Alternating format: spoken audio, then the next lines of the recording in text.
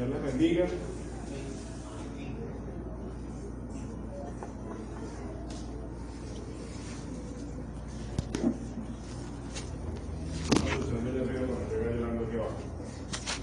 Ese es una de las debilidades del superperfecto. De verdad que expresa la esperanza que todos nosotros como cristianos tenemos. No importa lo que vayamos a enfrentar, no importa lo que vayamos a combatir, no importa nada, porque después que terminemos aquí, nos van a recibir con los brazos abiertos en la gloria. Hermanos, la mayoría de los que están acá me conocen, pero para los que no, mi nombre es Reinaldo Arú, yo soy copastor acá en la Iglesia Bautista Central de Ocumare. Para los que me están escuchando a través de Facebook, bienvenidos también a nuestra página. Pueden encontrar las predicaciones buscando Iglesia Bautista Central de Ocumare en Facebook. También hay un canal de YouTube, también lo pueden buscar por Google, va a aparecer. El canal de YouTube ahorita está un poco desactualizado, pero en el de Facebook estamos casi al día también. Hay unas predicaciones que no hemos logrado subir, pero está más actualizado que en YouTube. Bienvenidos todos y ojalá que todos esos que nos escuchan en línea puedan venir un día a nuestro templo. Hoy estamos cerrando una serie que se nos ha extendido ya por unas 6 o 7 predicaciones, se llama Realidades Invisibles. La semana pasada hablábamos de vivir bajo la gracia.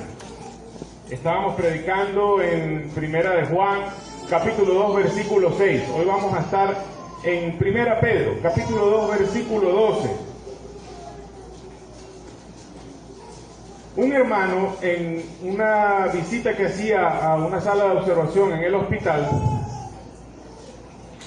iba hablando pues de cama en cama, conociendo a los pacientes, y a medida que avanzaba se daba cuenta de que había muchos, entre los pacientes, muchos que eran creyentes.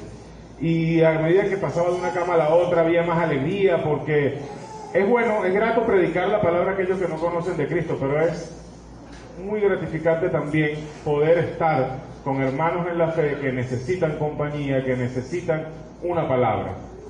Y bueno, iba avanzando, había mucha gente en la sala, avanzaba con cierta rapidez para poder cubrir toda la cantidad de gente que había. Y llegó una cama donde había una señora que era testigo de Jehová. Estaba ella y su acompañante sentado al lado. Y empezó a predicar como lo hacía con todo el mundo.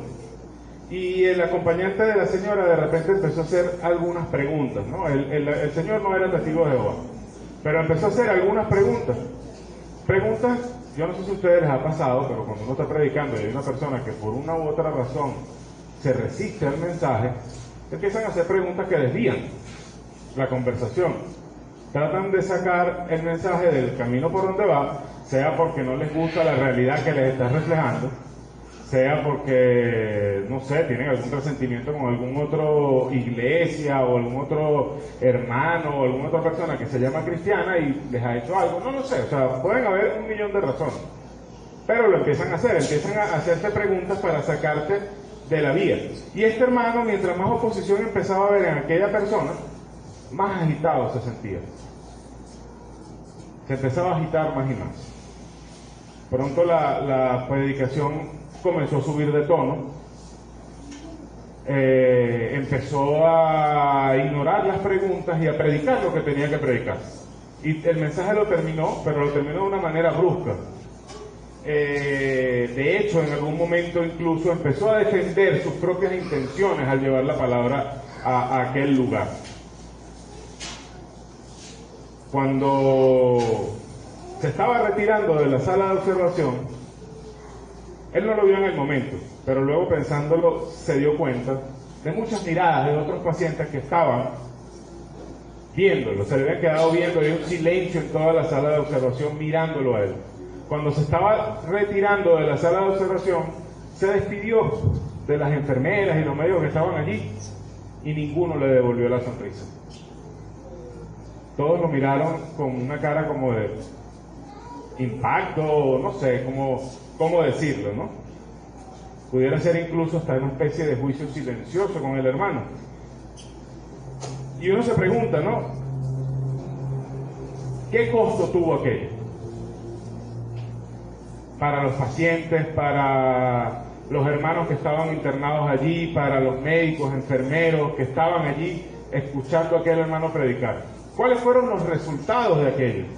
¿Cuáles fueron las consecuencias del actuar de este hermano? ¿Por qué algo que empezó tan bien, de repente acabó tan mal?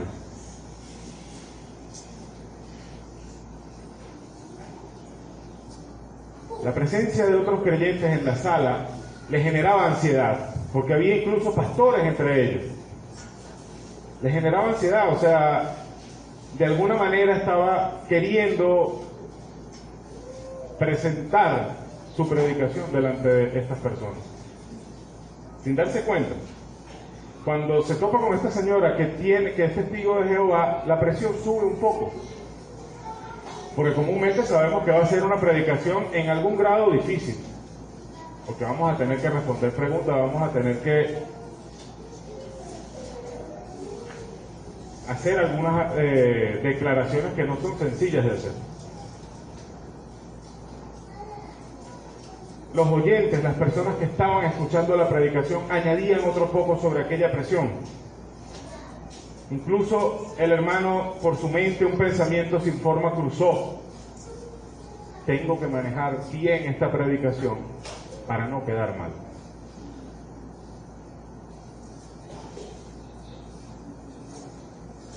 Y fíjense que empezó muy bien entregando el mensaje a partir de un texto de la palabra, predicando el mensaje, y de repente ya no lo estaba entregando, sino que lo estaba defendiendo, y ya después pasó de defender el mensaje a defender al mensajero, y de defender al mensajero a defender las intenciones de la persona que estaba allí predicando. Muy rápido se desvió todo y puso en riesgo lo que estaba predicando, las personas que lo estaban recibiendo, las personas que estaban oyendo la predicación, que no directamente, incluso las posibilidades de que esos hermanos que estaban internados allí pudieran predicar posteriormente, o su predicación pudiera ser recibida. Sería muy fácil decir que este era un hermano que no estaba preparado ni mental ni espiritualmente para predicar la palabra en esa situación. Sería muy fácil decir que era un hermano que no era maduro en la fe. Sería muy fácil decir que era un hermano carnal. Sería muy fácil decir todas estas cosas, pero había una cosa que faltó en ese momento justo en el corazón de este hermano. Y en el corazón de este hermano, en aquel momento, faltó un propósito correcto. Faltó un motivo correcto para hacer lo que estaba haciendo. Es lo que vamos a ver hoy en nuestra predicación. En el corazón de aquel hermano había más temor de los hombres que estaban alrededor que de Dios. ¿A qué me refiero? La opinión de los hermanos que estaban allí, la opinión de las personas que estaban escuchando, el orgullo que sintió en algún momento delante de aquel hombre que se atrevía a poner en duda el mensaje que él estaba predicando y que por convicción sabe que es cierto, e incluso al poner en tela de juicio las intenciones de aquella persona, privaron más que la gloria y la honra de Dios. El orgullo del hombre busca la propia gloria, y todo aquello que nosotros hacemos que no busca glorificar a Dios, lamentablemente no proviene de Dios.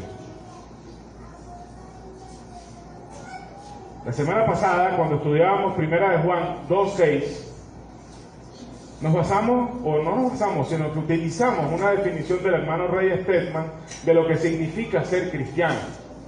El hermano Ray Stedman en esta definición expresaba: es manifestar un comportamiento genuinamente semejante al de Cristo, dependiendo de la obra interna del Espíritu Santo para reproducirlo y motivado por el amor a la gloria y la honra de Dios. Ahí identificamos tres elementos: un comportamiento genuinamente semejante al de Cristo, un poder, que es el que sustenta a la persona para manifestar ese comportamiento, y un propósito, o motivo, que es el amor por la gloria y la honra de Dios. Si falta uno o más de estos elementos, podríamos decir que estamos ante una imitación del cristianismo o del ser cristiano. No en el sentido de que no seamos salvos, no en el sentido de que no seamos hijos de Dios, sino de que no estamos viviendo lo que somos realmente. Si nos falta alguna de estas tres cosas, sea el comportamiento, sea el poder del Espíritu Santo, sea el propósito adecuado, que es la gloria y la honra de Dios, las cosas que estamos haciendo realmente no son espirituales.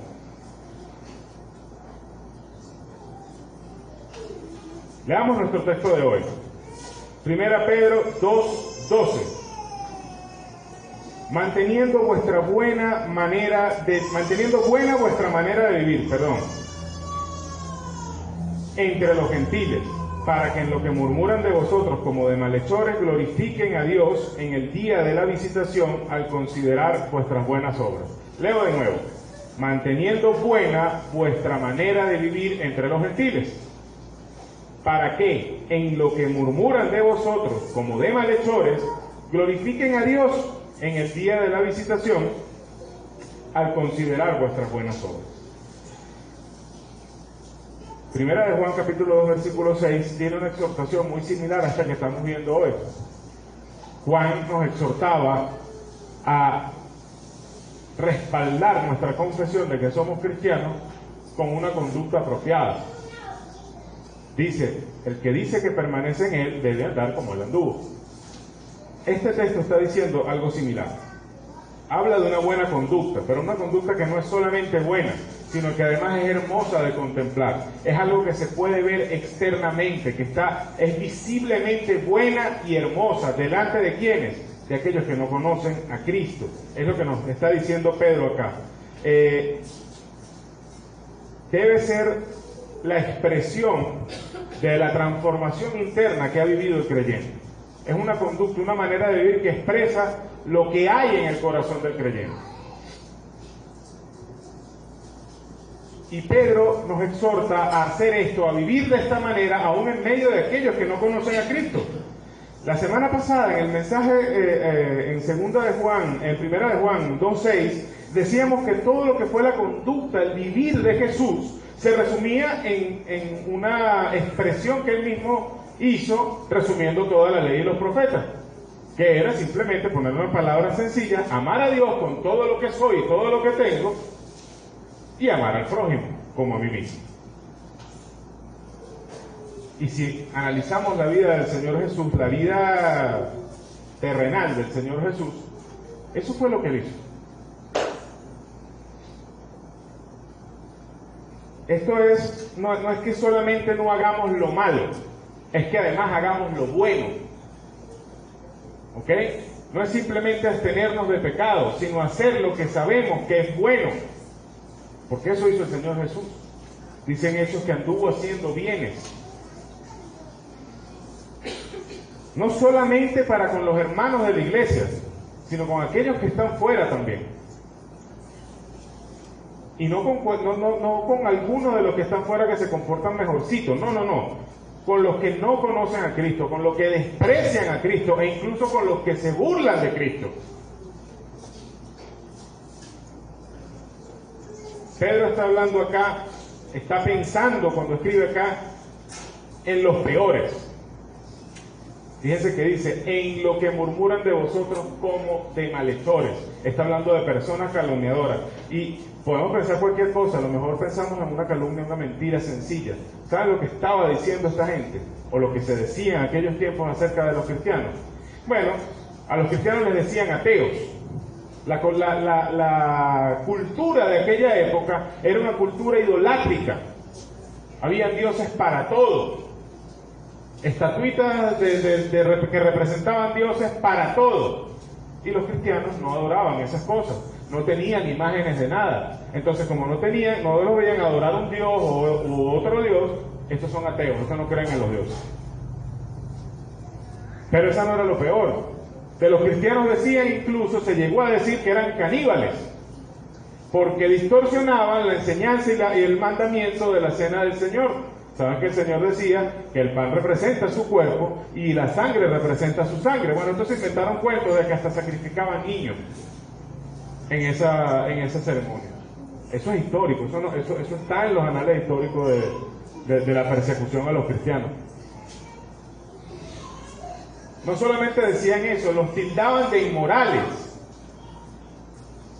distorsionando el mandamiento del Señor de amaos los unos a los otros, y decían cosas como: estos en sus reuniones se aman los unos a los otros, queriendo sugerir que había implicaciones de depravación en todo aquello.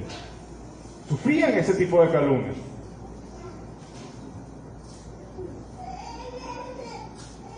Si queremos irnos a algo mucho más notorio, el mismo emperador Nerón los acusó de incendiar Roma.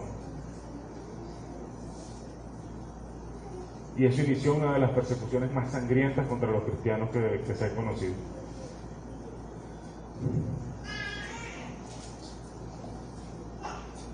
Entonces Pedro está pensando en estas personas.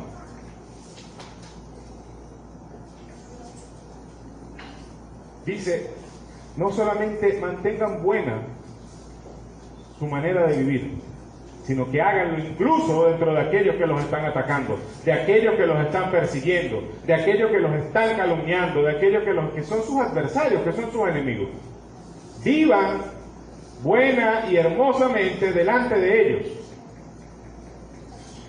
Y nos dice que lo hagamos con un propósito específico. Y mi pregunta al leer este texto es justamente: ¿cuál será ese propósito? ¿Qué nos dice Pedro acá?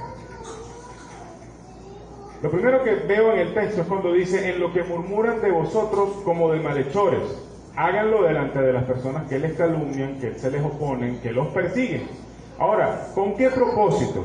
Bueno, dice el mismo texto: para que en lo que murmuran de vosotros como de malhechores glorifiquen a Dios en el día de la visitación, al considerar vuestras buenas obras. Y yo pudiera decir: bueno, ellos al ver nuestras buenas obras van a retractarse de lo que están diciendo, porque no van a poder seguir sosteniendo sus mentiras, y Dios nos va a exaltar delante de ellos, y ellos mismos van a glorificar a Dios.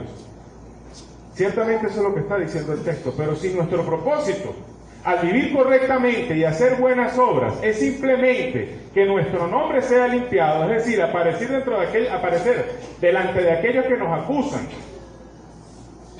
como inocentes o como buenos, nos estamos quedando cortos, porque estamos buscando simplemente que nuestro nombre, nuestra reputación sea restaurada, y eso no es buscar la gloria de Dios, eso es buscar la propia gloria. Cuando estamos buscando otra cosa con nuestras acciones, con nuestro comportamiento, otra cosa que no sea la gloria de Dios, nos estamos saliendo del terreno de la gracia, estamos dejando de comportarnos espiritualmente, estamos dejando de depender de Dios y estamos entrando nuevamente al terreno de la ley, del legalismo y de la carne. Estamos actuando como siempre hemos actuado, por los propósitos por los que siempre nos hemos movido. Si no busca glorificar a Dios, no proviene de Dios. ¿Qué otra opción podemos tener en el texto? Dice algo muy llamativo en el texto, dice: en el día de la visitación, para que ellos glorifiquen a Dios en el día de la visitación.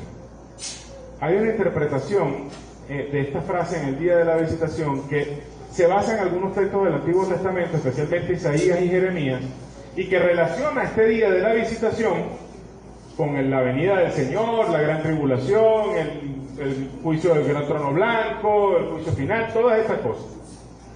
Y bueno, en esa línea ellos hablan de que esta gente que está persiguiendo, oponiéndose y atacando a los cristianos, a nosotros, ellos van un día a rendir cuentas.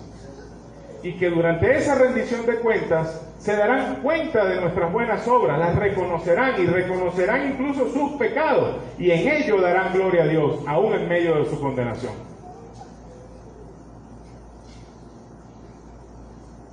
Ciertamente, si mi conducta es buena, en aquel día, esos que me atacaron darán gloria a Dios al reconocer que yo estuve en lo correcto y ellos pecaron contra mí y contra el Señor. Ciertamente eso es así. Y quizá podamos pensarlo de una manera que a lo mejor no sé si será muy bíblica o será más bíblica o menos bíblica, pero de alguna manera nuestra conducta, nuestras buenas obras pondrán un peso en el cuello de estos hombres como una rueda de molino. Pero si yo me comporto bien y hago las buenas obras, regocijándome y consolándome en aquel día, ese desgraciado va a llevar más condenación, porque me atacó sin que yo lo mereciera, me atacó cuando yo lo ayudé. Si yo estoy haciendo eso por eso, me estoy quedando corto, porque lo que estoy es regocijándome y consolándome en una revancha sutil. La vemos justa, la vemos hermosa. Sí, el Señor al fin del mundo condenará a todos aquellos que han atacado a su pueblo y que han atacado a su iglesia. Eso es cierto, pero eso no es lo que nos debe mover a nosotros, ni es lo que nos debe consolar. Si yo estoy buscando y alimentando mi resentimiento, no estoy buscando la gloria de Dios. Estoy buscando satisfacer aquellas injusticias que yo veo que cometen contra mí. Entonces salimos de la gracia, nuevamente. Dejamos de ser espirituales, nos empezamos a mover en el reino de la ley otra vez, en el reino del legalismo, en el reino de la carne, donde nos movíamos antes de conocer a Cristo. Hace 2 mensajes decíamos que cuando hacemos esto, que nos movemos de la gracia a la carne otra vez, le estamos dando poder al pecado. Y nuevamente les digo, si no busca glorificar a Dios, no proviene de Dios. ¿Qué más podemos encontrar en este texto? Esa misma frase, en el día de la visitación, tiene otra interpretación, o hay otra línea de interpretación que ha tratado de explicarla. Esta otra línea se basa en el versículo que está en Hechos 15:14. Allí estaban en el concilio de Jerusalén, recibiendo el informe que hacía Pablo acerca de las iglesias donde había predicado, y no solamente el informe, sino que además llevaban una disputa que habían tenido con algunas personas que habían llegado a la iglesia de Antioquía y decían a los hermanos que tenían que guardar la ley, que tenían incluso que circuncidarse. Discutiendo esto y viendo ciertos testimonios que dio Pedro, se levantó Santiago y en Hechos 15:14 dice: Simón ha contado cómo Dios visitó por primera vez a los gentiles para tomar de ellos pueblo para su nombre. Esta línea de interpretación dice que esto del día de la visitación no es otra cosa que el momento en el que el Señor visite a esas personas con su gracia para convertirles al Evangelio. El Señor toque sus corazones para convertirles al Evangelio. Entonces, si nos vamos por esta guía, por esta línea, podemos decir que lo que nos está diciendo Pablo, compórtense bien, compórtense de manera buena, para que cuando esta gente se convierta por su testimonio, glorifique a Dios al ver sus buenas obras y reconocer la manera en la que pecaron contra ustedes, y reconocer en eso la gracia de Dios que a pesar de todo les salvó. Y esta es la más sutil de todas las trampas que podemos encontrar cuando nos comportamos bien. Porque cuando decimos yo tengo carga por las almas perdidas, difícilmente alguien te puede decir que tienes un propósito malo. Y no es un propósito malo. Tenemos que tener carga por las almas perdidas. El problema es un tema de orden. Pesa más la carga por las almas perdidas que la gloria de Dios. ¿Te mueve más el destino final de los hombres que el hecho de que tu predicación glorifique al Señor? No sé si me explico, pero el Señor dijo que el principal mandamiento era amar a Dios con todo lo que somos. Y el segundo es similar a este: amar a tu prójimo como a ti mismo. No podemos amar a Dios, amar al prójimo sin amar a Dios. El amor al prójimo nace de amar a Dios. Amamos al prójimo porque amamos a Dios y vemos al prójimo como Dios lo ve. En la misma situación de desamparo, en la misma situación de abandono, si ponemos primero en nuestro corazón la carga por el que está perdido, que no es mala, pero perdemos de vista la gloria de Dios, estamos haciendo exactamente lo mismo que en los otros casos.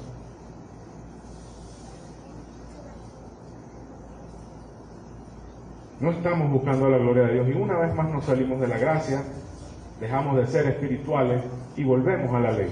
Volvemos al legalismo, volvemos a la carne, volvemos a actuar en el poder que tenemos nosotros por naturaleza, que no proviene de Dios. Si no glorifica a Dios, no proviene de Dios. Pero Pedro no queda allí, Pedro nos da la razón, el propósito, el motivo que debe haber en nuestro corazón para todas las cosas que hacemos como cristianos, para todo nuestro comportamiento, para mantener buena nuestra manera de vivir, el propósito real, único y global de Dios. El propósito último de nuestra manera de vivir debe ser glorificar a Dios.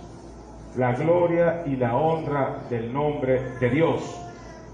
Todo lo que hacemos, todas nuestras decisiones, hasta la más mínima, deben buscar glorificar a Dios. Detengámonos un momento. ¿Qué significa glorificar a Dios? Es una palabra bonita, es una frase que nos aprendemos todos. Cuando decimos, bueno, yo agradezco al Señor porque me dio tal y cual cosa, y bueno, gracias al Señor y que sea para la gloria y la honra de su nombre. ¿Lo entendemos realmente? Es importante que sepamos si lo entendemos o no lo entendemos. Algunos dirán, bueno, es presentar delante de los demás que todo lo que sucede en mí sucede porque Dios lo hace, que todos los demás vean en mí la gloria de Dios. Y entonces yo me pregunto, Adán entonces no estaba en el propósito de Dios, antes de la caída me refiero, porque Adán estaba más solo que la una. ¿Delante de quién presentaba la gloria de Dios? ¿Delante de quién glorificaba a Dios? Recordemos una cosa, que dice la palabra que Adán fue creado a la imagen y la semejanza de Dios. Él, tal como nosotros, aunque nosotros ahora portamos una imagen desfigurada por el pecado, Él fue creado a la imagen de Dios y fue portador de la imagen de Dios. Nosotros portamos la imagen de Dios.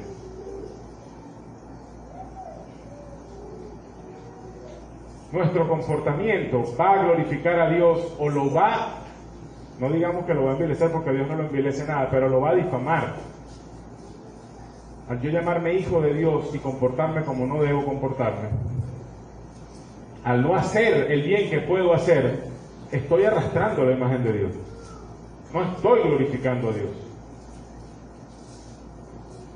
Adán recibió el mandamiento de multiplicarse y señorear la tierra. ¿Multiplicarse para qué? Para que toda la creación y toda la gente que descendiera de él conociera la gloria de Dios.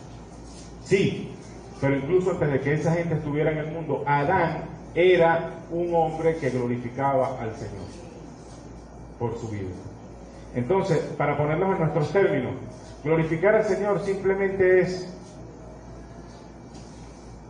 que la imagen que Él ha puesto en nosotros de Él no se empañe ni se ensucie por nuestras vilezas y nuestros pecados. Depender absolutamente de Él para todo lo que hacemos. Que en cada minúscula parte de nuestra vida, cualquiera que mire, hasta usted mismo, al mirar, vea a Dios y no vea al hombre. Si yo estoy predicando aquí y usted está viendo a Reinaldo, yo fracasé. No glorifiqué a Dios.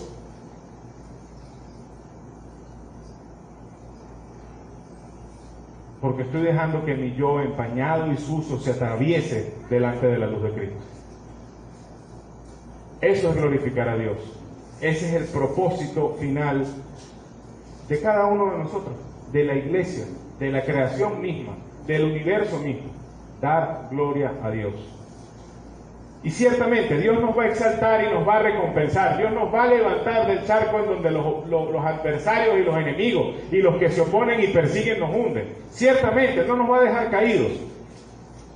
Pero eso no es su propósito final, ni debe ser el nuestro, porque Él hará eso para su gloria, para levantarnos y exaltarnos, pero no para que nosotros seamos glorificados, sino para presentarnos como obras maestras de su gracia y de su gloria.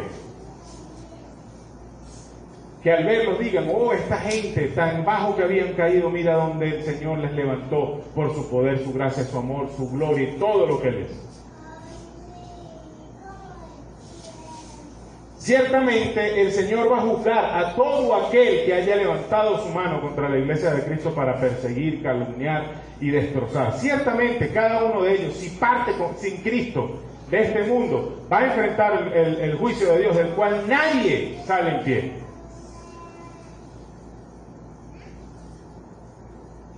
Pero no será para darnos una mezquina revancha a nosotros. No será para que nosotros nos consolemos en la condenación de esos desgraciados, de esos desdichados. Será para que ellos mismos, al reconocer la justicia de Dios y al ver la injusticia de sus hechos, glorifiquen a Dios en las mismas cosas en las que nos calumniaban a nosotros. Porque no tendrán otra cosa que decir, que el único Dios, el único creador del universo, también es justo porque les está condenando justamente. Será para la gloria de su nombre. Dios también tocará los corazones de algunos de esos hombres, pero no lo hará simplemente porque les ame a ellos y ya. Su amor no se detiene allí. No lo hará tampoco para engordar la iglesia. Ese no es el objetivo de Dios.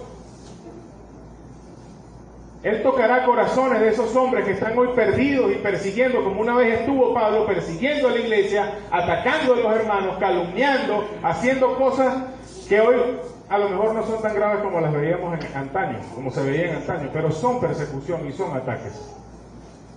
El Señor tocará esos corazones, pero será para que ellos mismos, al recordar sus pecados, al ver el testimonio de aquellos a los que ellos perseguían, de los que ellos se burlaban, vean la profundidad de su pecado, pero la inmensa e infinita profundidad del amor y el perdón de Dios, la gracia de Dios que los sacó de ese pozo y los levantó para hacerlos semejante a su Hijo.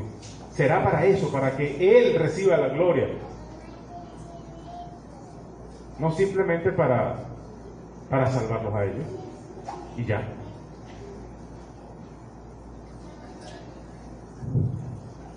La gloria de Dios debe ser el combustible que nos mueva para hacer todo lo que hacemos en Cristo. Debe ser el combustible del motor del andar cristiano. Nuestro comportamiento, el servicio que hacemos para el Señor, las buenas obras que hacemos en el nombre del Señor. Todo eso tiene que partir desde el amor que tenemos que sentir por la gloria y la honra de nuestro Dios.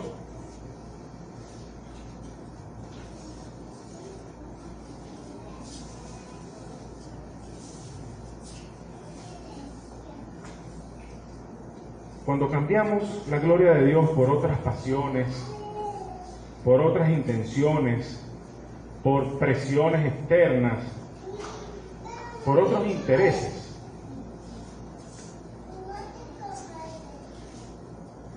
nuestra vida cristiana, nuestro andar cristiano se desvirtúa, pierde sentido, pierde autenticidad. Y lamentablemente lo que pudo ser de completa bendición termina siendo de maldición para el que lo hace e incluso en ocasiones hasta para el que lo recibe. ¿A qué me refiero? Es muy sutil esto, hermano. Predicar el evangelio en decir Chaparral, puedo ir yo y a lo mejor va Rosa. Y Rosa va con una sola cosa en mente, la gloria de Dios. No le importa si la maltratan, si la reciben, si no la reciben, si le echan agua encima, ella va a predicar con el amor de Dios en su corazón. Y puedo ir yo pensando en cuántos convertidos voy a llevar el domingo que viene a la iglesia. Y a medida que voy dándole la vuelta ahí a Chaparral y voy llegando arriba y veo que nadie acepta ni bien abierto la puerta, me voy preocupando cada vez más. Y a lo mejor alguno creerá, alguno dirá, hará una oración de fe y bueno.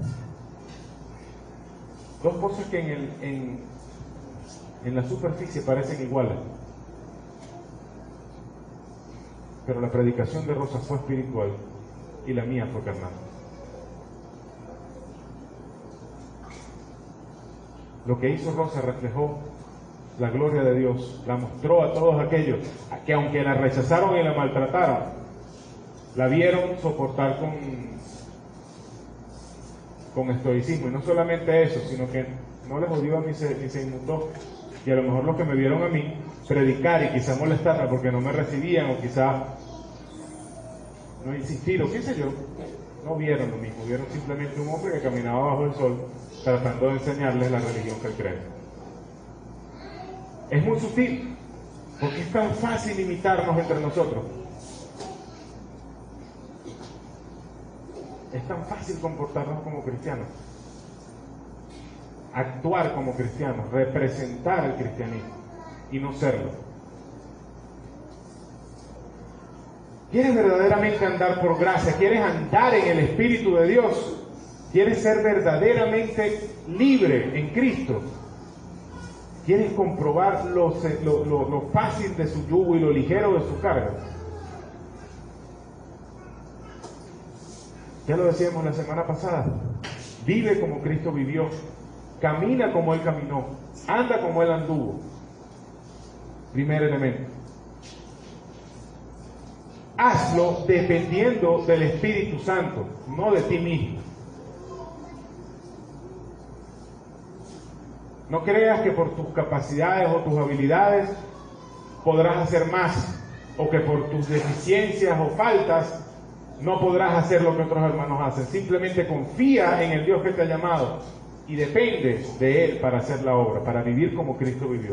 Vive como Cristo vivió, depende del Espíritu Santo para hacerlo. Y además de estas dos cosas, asegúrate de que tus propósitos y tus motivos sean los correctos. Asegúrate de que no estás buscando una reivindicación allí en tu buena conducta y en tu gran testimonio. Asegúrate de que no estás haciendo las cosas que haces con altivez, de que tu corazón no albergue un resentimiento oculto y que te consuelas en una posible revancha cuando en el día final sean condenados los que no creyeron. Asegúrate de que no estás poniendo a la persona primero que a Dios.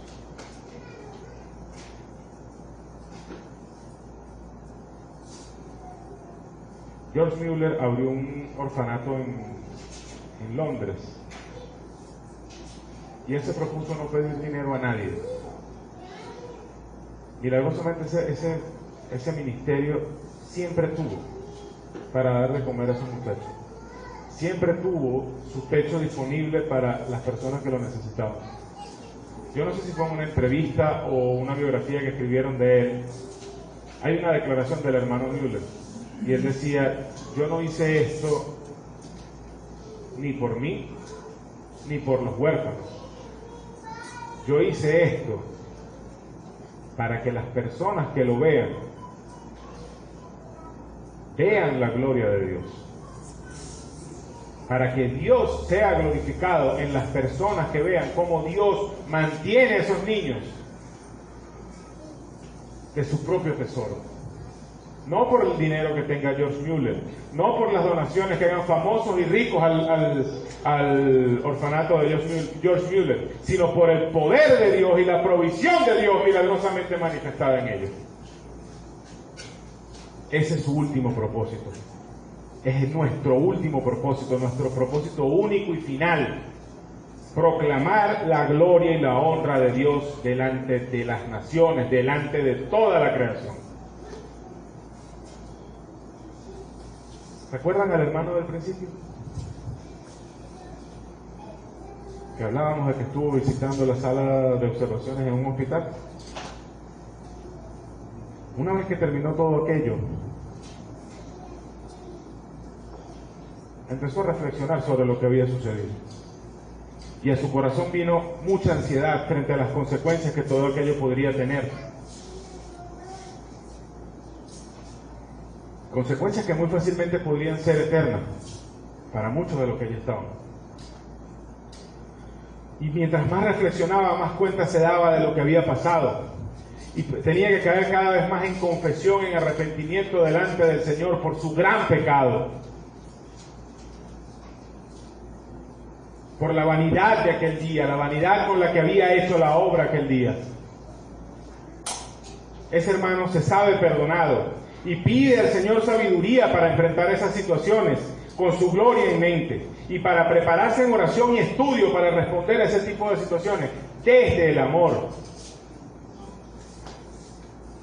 para todos aquellos que demanden razón de su fe. Yo estoy seguro que ese hermano no va a olvidar ese episodio y ese día.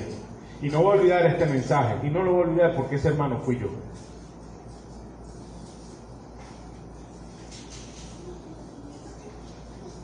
Cuando el orgullo, cuando el temor a lo que otros van a decir, cuando la presión, porque te están viendo, te están escuchando, porque hay otros pastores quizá ahí en el sitio donde estás predicando, entran en tu corazón y sacan a la gloria de Dios del lugar donde debe estar, pasan esas cosas. Mis acciones en ese momento en particular no buscaron glorificar a Dios, y por eso sé que no provenían de Dios, provenían de mi carne.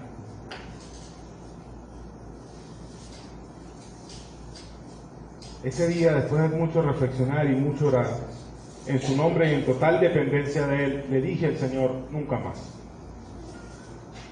Siempre que tú me ayudes y tú estés conmigo, nunca más.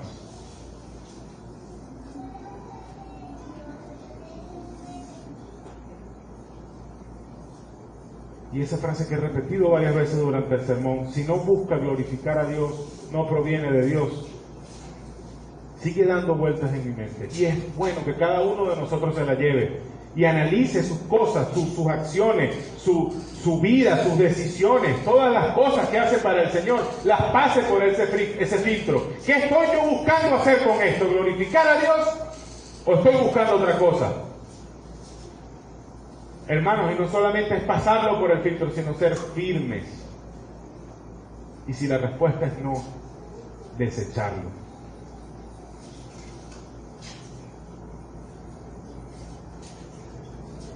O ajustar tus propósitos a los que son correctos. Haz este firme propósito el día de hoy, que tu vida cristiana, lo que haces para el Señor y lo que estás haciendo cada día en tu vida, sabiendo que mucha gente te mira, sabiendo que eres cristiano, piensa cada detalle de tu vida y piensa si estás trayendo gloria a Dios con cada una de las cosas que haces. El Espíritu de Dios te ayudará para darte cuenta y para saberlo. Lo que no glorifica a Dios no proviene de Dios. Y quizá hoy me estás escuchando, sea acá, sea a través de la página,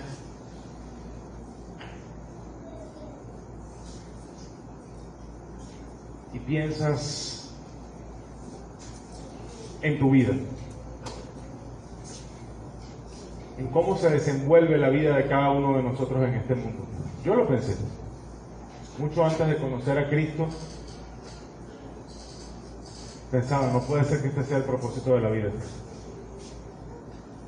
Trabajar, trabajar, trabajar, viajar a Caracas, soportar esto, soportar aquello, y trabajar, y ganar dinero, y dinero para meterlo en una cuenta, y no poderlo disfrutar, y comprar la casa, y pasas más tiempo en el trabajo, en el camino para el trabajo, que en la propia casa.